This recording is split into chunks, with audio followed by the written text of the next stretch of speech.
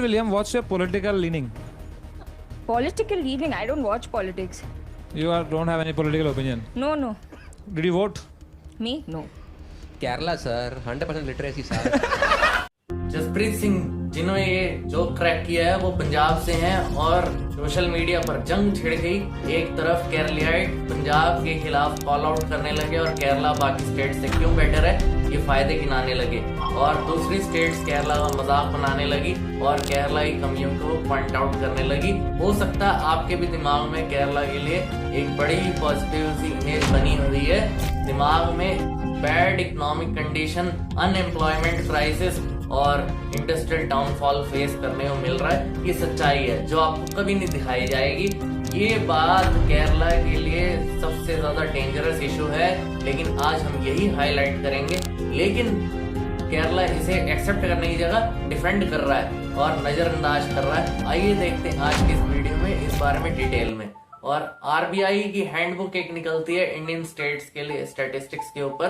2023-24 में केरला की annual growth rate 3.16% थी। इस टाइम पीरियड में जो पूरी देश भर में 4th लोएस्ट थी। केरला की भारत की जीडीपी में लगातार कंट्रीब्यूशन कम होता जा रहा है। 2000 से 2001 के बीच में केरला का कंट्रीब्यूशन 4 था। 2023 से 2024 में 3.8% हो गया। केरला ने सुप्रीम कोर्ट से डांट भी खाई थी और बताया था कि 2017 में से लगातार इनका 1 लाख करोड़ का इकोनॉमिक लॉस हो चुका है। रिलीफ नहीं मिला, उल्टा देखिए डांट ही पड़ी है इन्हें सुप्रीम कोर्ट से कि फंड मैनेजमेंट ठीक से नहीं किया वगैरह। बाद में केरला और सेंट्रल स्टेट के बीच में काफी ज्यादा कहासुनी हुई। We are facing a lot of decisions by the union government which squeezes our financial resources. There is a serious crunch is there. That not even a single pie is spending with the government of India. Either they have not followed the criteria or they have not claimed that. Picture perfect state की ऐसी economic downfall वाली condition कैसे हो गई है? Kerala, Punjab. Poverty 0.71% in Kerala, 6.5% in Punjab. Infant mortality rate 7% in Kerala, 22% in Punjab. खराब कैसे हो गई है? सवाल उठता है। कारण है कि केरला गवर्नमेंट के कमिटेड एक्सपेंडिचर जो है देश में 4th हाईएस्ट है। मतलब वो खर्चे जो केरला को करने ही करने हैं वो अवॉइड नहीं कर सकता, और एक्सपेंसेस जो प्रॉमिस्ड हैं ये लीगली रिक्वायर्ड होते हैं। गवर्नमेंट इन्हें लीगली कम नहीं कर सकती है। गवर्नमेंट ऑफिशियल की रिटायर्ड पेंशन की कुछ सब्सिडी जैसे फ्यूल और फूड सब्सिडी गवर्नमेंट इंटरेस्ट जो देती है अपने उधार पे पब्लिक इंफ्रास्ट्रक्चर को मेंटेन करने के लिए कोई खास रिटर्न नहीं मिलता है। इन कमिटेड एक्सपेंडिचर से कैपिटल ले में आपके पास नहीं बचेगा कुछ भी। डेब्ट ट्रैप में उल्टा फंस चुकी है ये गवर्नमेंट, और कई बार टैक्स और नॉन टैक्स इनकम इस तरह के खर्चों में 71%, महाराष्ट्र, कर्नाटका, गुजरात में 55, 58, 45% ही है। ऐसे खर्चे सेंट्रल गवर्नमेंट का टोटल टैक्सेस एक पूल होता है जो स्टेट के साथ शेयर किया जाता है। 10th फाइनेंस कमीशन के दौरान 3.88% था। 15th फाइनेंस कमीशन के दौरान 1.92% हो गया। रिवाइज होता है और समय समय पर होता है। टैक्स डिवैल्यूएशन के फॉर्मूले में पॉपुलेशन का एक मेजर फैक्टर केरला की पॉपुलेशन है। दूसरी स्टेट्स के कंपैरिजन में काफी कम काफी कम होती जा रही है। जो ऑफ बजटिंग बोरोइंग होती है ये मार झेलनी पड़ रही है इसे। मतलब बोरोइंग जो गवर्नमेंट डायरेक्टली अपनी बुक्स में शो नहीं करती है, पीएसयू या स्पेशल पर्सन व्हीकल के थ्रू लेती है। मेन पर्पस है कि फिस्कल डेफिसिट को कम दिखाना है ताकि गवर्नमेंट ऑफिशियल अकाउंट में इसका डायरेक्ट इम्पैक्ट ना पड़े। और ऑफ बजटिंग बोरोइंग भी एक्चुअल डेप्ट सीलिंग है, काउंट होता है, क्योंकि रूल चेंज हो चुका है। इससे केरला ऑफ बजटिंग बोरोइंग के चलते डेब्ट ट्रैप में फंस चुका है। भारत किसी और लिस्ट में टॉप करे ना करे, लेकिन इस लिस्ट में जरूर टॉप करता है, वो है रेमिटेंसेस। इसका मतलब क्या है? जो पैसा भारतीय बाहर के देश में जाकर कमाते हैं और अपनी फैमिलीज में डिस्ट्रीब्यूट कर देते हैं, भेजते रहते हैं। मतलब पिछले साल हमें $129.1 की रेमिटेंस मिली और ग्लोबल में हमें 14.3 की, और इसका टोटल शेयर 19% है। हाईएस्ट रेमिटेंस रिसीव करता है केरला और 195 कंट्रीज में से 182 कंट्रीज पर आता है केरला और इनमें से ज्यादातर लोग मिडिल ईस्ट में बैठे हैं। ठीक है, रेमिटेंस आ रहा है, बहुत अच्छी बात है, लेकिन इसी सिक्के का दूसरा पहलू सुन लो। अब काफी सारे ब्रिलियंट स्टूडेंट्स और लोग जो हैं वो केरला से बाहर जा रहे हैं, दूसरे देशों में कमाने जा रहे हैं, पढ़ने जा रहे हैं। भारत ब्रेन ड्रेन में है, इसका सिग्निफिकेंट कंट्रीब्यूशन होता है। ये क्लिप सुन लो जरा। Communists have done Kerala a huge disservice because in fighting for workers' rights, which is something admirable, they have won those rights, but they've also driven away investors. And the result is that now you start anything from a tourist resort to a factory, and you dread the red flag showing up and the people you've hired being unionized and put on strike, irrespective of how well you're treating them. And many, many people tend to back away because of that. I remember when I left the United Nations and before I came into politics, I was still based in New York, but I was taking an active interest in Kerala. And I remember hosting a dinner for about 40 investors in New York, mainly expatriate Indians with a particular interest in India, but also some Americans, for the then Communist Industry Minister Elabaram Karim and his senior bureaucrats to come and do a presentation why they should invest in Kerala. And I thought, I'm doing a favor to my own state. The presentation was done, there was a discussion. At the end of it all, the minister and his top aides went away, and the 40 investors had a good dinner, went away. Not one pledge was made, and later I called up some of these people, including ones I knew personally rather well, and said, aren't you investing? And they all said no. And I said, why not? And they said, we just don't trust the environment in Kerala. And I said, look, you get a literate workforce. People are relatively unemployed. They'll be grateful to have a job. They'll be smart. They're educated. They'll acquire skills very quickly. I said, yeah, but we can get them all. If we just establish the same factory across the border in Tamil Nadu, they'll come in, but the commies won't be there. The unions won't be there. The red flags won't be there. That was the kind of feedback, and that became a very dismaying factor. Kerala के case में exactly यही सब हो रहा है। 90% केरला के लोग middle eastern countries में बैठे हैं और पिछले कुछ सालों में इसमें 10% का डिक्लाइन दिखाई दे रहा है। जेन जी केरलियाइट यूएसए और वेस्ट एरियाज में ओवरऑल कंट्रीज में प्रेफरेंस दे रहे हैं। ऐसा क्यों हो रहा है? अनएम्प्लॉयमेंट की वजह से। ये बहुत बड़ा रीजन है, क्योंकि सब आपने बिल्कुल सही सुना, 100% लिटरेसी रेट बिल्कुल झूठ है। मैसिव प्रॉब्लम बन चुका है अनएम्प्लॉयमेंट की। सोशल मीडिया पर इतनी दिक्कत नहीं दिखाई जाती, लेकिन मैं आपको बताऊंगा इसमें। जहां केरला आपको जन्नत दिखाई दे रहा है, तो लोग बाहर की स्टेट्स में क्यों जा रहे हैं इसे छोड़कर?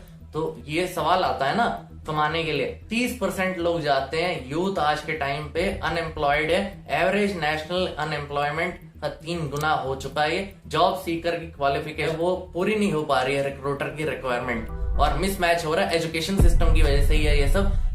सफिशिएंट जॉब अपॉर्चुनिटी नहीं मिल पा रही। सर्विस सेक्टर स्ट्रांग होने के बाद भी ग्रेजुएट मार्केट में आ रहे हैं, तब भी जॉब्स क्रिएट नहीं हो पा रही हैं, जो कि बहुत बड़ी प्रॉब्लम है। और ट्रेडिशनल इंडस्ट्रीज भी इतनी फास्ट ग्रो नहीं कर पा रही हैं, नए जॉब सीकर्स को अट्रैक्ट नहीं कर पा रही हैं, और करती भी हैं तो बड़ी मुश्किल से करती हैं, और ये दिक्कत बढ़ती जा रही है ओवर द ईयर्स। इतनी तेजी से रिक्रूटर्स ऐसे वेजेस को ऑफर कर रहे हैं जो क्वालिफाइड वर्कर्स को पसंद ही नहीं आ रहे हैं। मतलब पढ़ाई लिखाई बहुत ऊपर, लेकिन वेजेस बहुत नीचे, मतलब पैसा नहीं देना चाहते भाई। जॉब सीकर्स भी ऐसी जॉब्स ढूंढते हैं जहां पर क्वालिफिकेशन के हिसाब से कम काम हो, मेहनत भी ज्यादा ना हो और मजे के मजे, लेकिन जॉब में ज्यादा पैसा देने को तैयार नहीं है ये लोग। तो इसलिए ये सब प्रॉब्लम क्रिएट हो रही है। बेटर वो फील करते कि हम अनएम्प्लॉयड ही रहे हैं फिर, और लोकल जॉब्स पे से ध्यान हटाया जा रहा है। लोग अब बाहर के देश में जा रहे हैं क्योंकि बेटर पे अपॉर्चुनिटी मिल रही है, ग्रेट लाइफस्टाइल भी है, ज्यादा अपॉर्चुनिटीज मिल रही हैं, ये बहुत बड़ा रीजन है। और इंडस्ट्रियल वाइज अगर देखा जाए, सब स्टेट्स डेवलप हुई हैं, केरला की स्टेट उतनी डेवलप नहीं हो पाई है।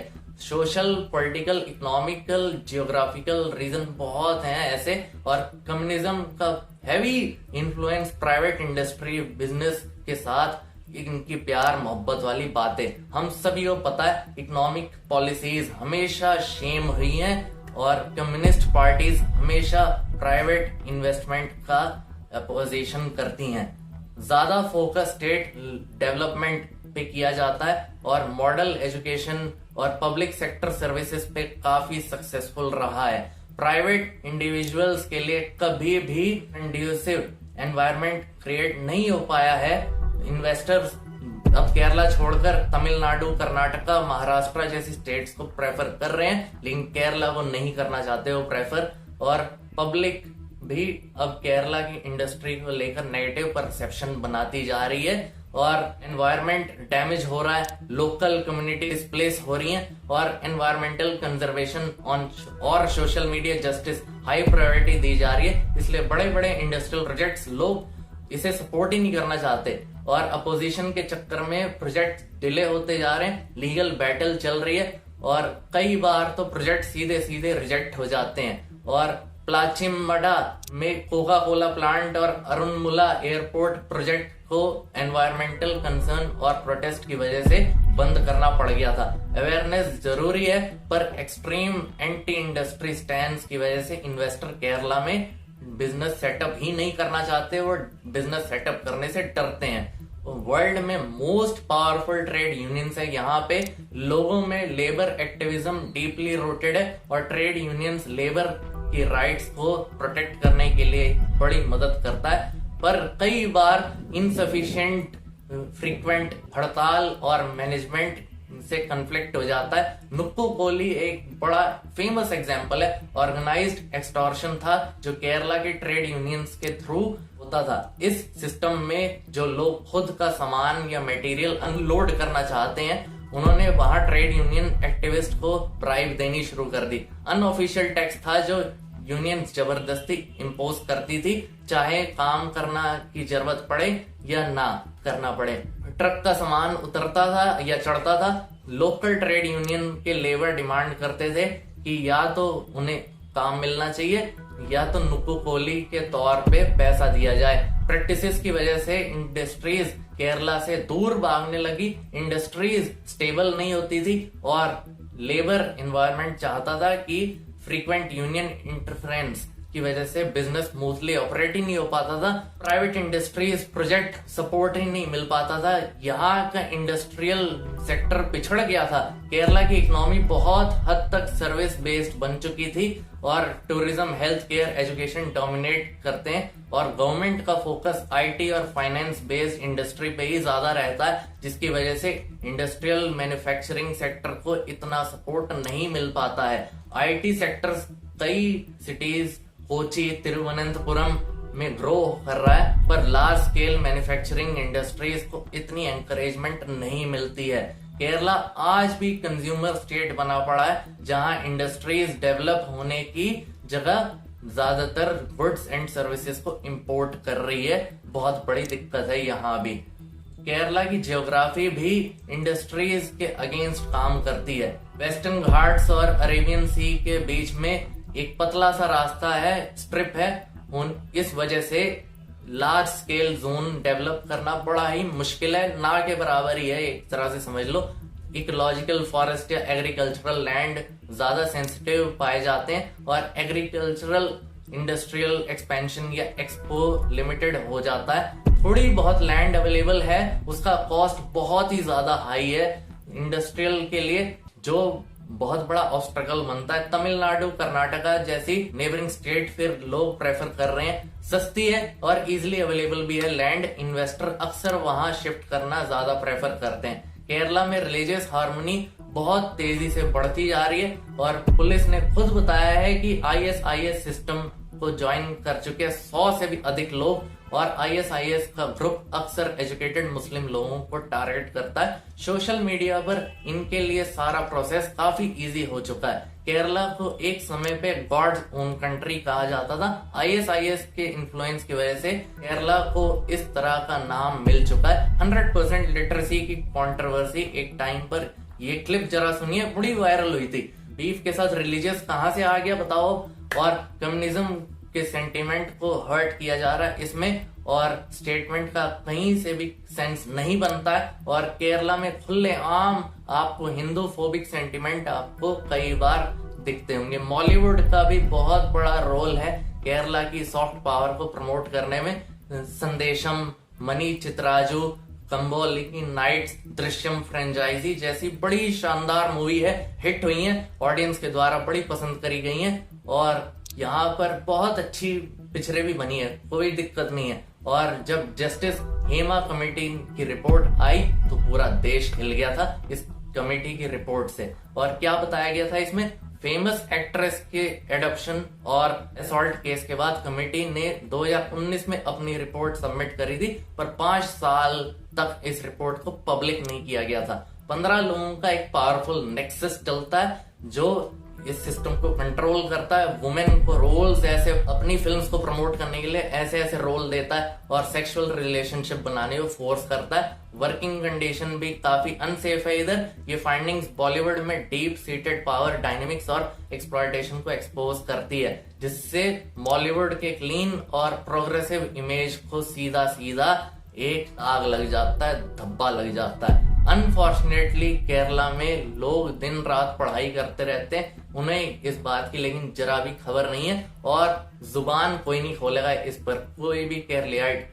और वोटिंग प्रोग्रेसिव एनवायरनमेंट के बारे में कोई भी आपको बात करते हुए नहीं सुनेगा। पॉलिटिशियन का बहुत ज्यादा इन्फ्लुएंस है यहाँ पर। स्कैम में देखिए 2013 में केरला का सोलर पैनल स्कैम था, एक high profile scandal. Solar panel company fraud activities से जुड़ा हुआ था। ये जो टॉप कांग्रेस लीडर है उस समय के चीफ मिनिस्टर ओमेन चैंडी एलिजिडली इनसे भी लिंक्ड था। लाइफ मिशन स्कैम, ये केस गवर्नमेंट के हाउसिंग प्रोजेक्ट से जुड़ा हुआ था। गरीब फ्लड विक्टिम्स के घर बनाने के लिए ये फंड यूज होने थे, लेकिन जिसमें पॉलिटिकल लीडर्स पे करप्शन के एलिगेशन लगे थे, जिसमें सीएम के फॉर्मर प्रिंसिपल सेक्रेटरी को लेकर बड़े बड़े ब्यूरोक्रेट्स के नाम आए थे। दिल्ली का शराब घोटाला जैसा ही एक स्कैम है यहाँ पर केरला में हुआ था, बार ब्राइबरी स्कैम।